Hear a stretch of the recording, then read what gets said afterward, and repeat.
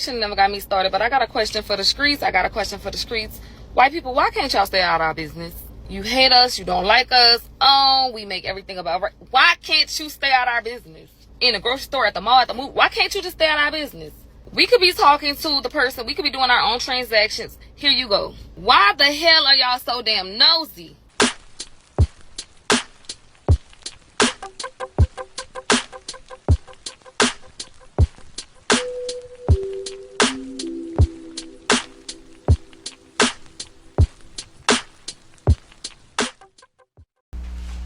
So this 20-year-old high school dropout unalived this young man who was 17 years old, pewed him 15 times in the back while he was sleeping. He was already out on bond. He did this. He got another bond. He got caught with another pew and then got released on bond for that. Racks up another felony charge. And guess what? He's let out on bond once again. Rossi, it's almost as if Harris County's criminal justice system has bent over backwards for James Sotelo. The mother of the teen he's charged with killing wants to know why. Passing of time doesn't mean April Wright is even close to seeing justice in the slaying of her 17-year-old son, Corey Thompson Jr. 20-year-old James Sotelo was out on bond when police say he killed Corey Thompson. This is a kid who shot my son in the back more than 15 times. Police say Sotelo also shot his own brother, but he survived.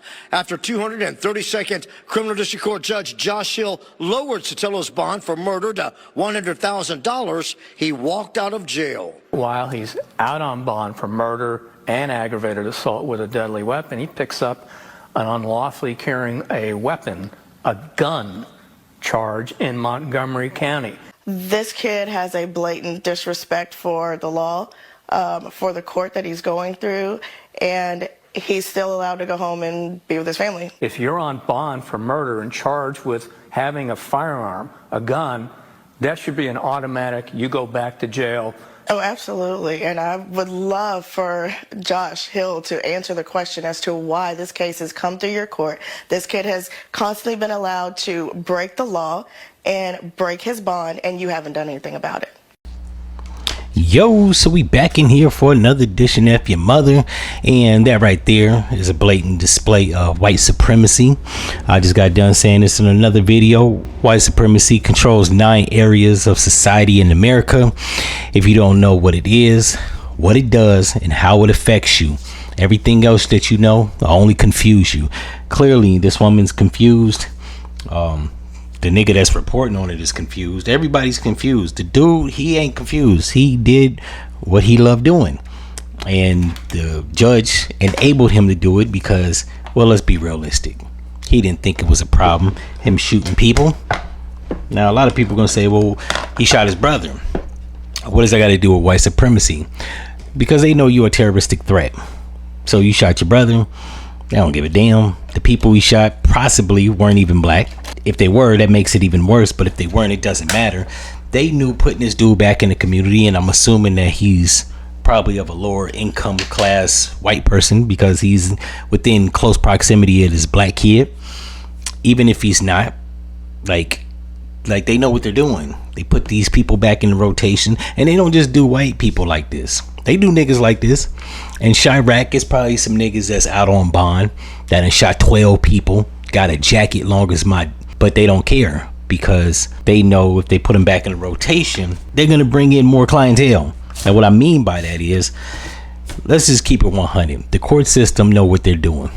They like a revolving door because it's good for business. The more bodies that you can bring to the cemetery, causes mortuaries to make income. Lord forbid this dude is a judge. He probably got a family member that got a mortuary. What are we talking about here? Family member that's a medical examiner.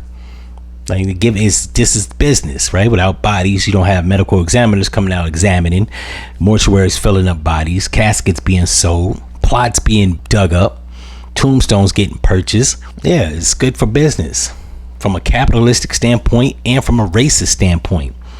They know that putting this dude back in rotation, he's gonna pick up more charges. Possibility of him picking up more charges means that he's gonna go to jail for longer, which means he's gonna actually, I don't know, cause the state to get more funding for criminals. That you gotta house them at $40,000 a year per inmate. Yeah, the COs need to be hired. Budgets need to be allotted to private and state penitentiaries. Not only that, if his victims were black, then it's like a 2-for-1. All the other shit that I just mentioned, and picking off black society. He knows that, yeah, he can lessen the numbers of the black society.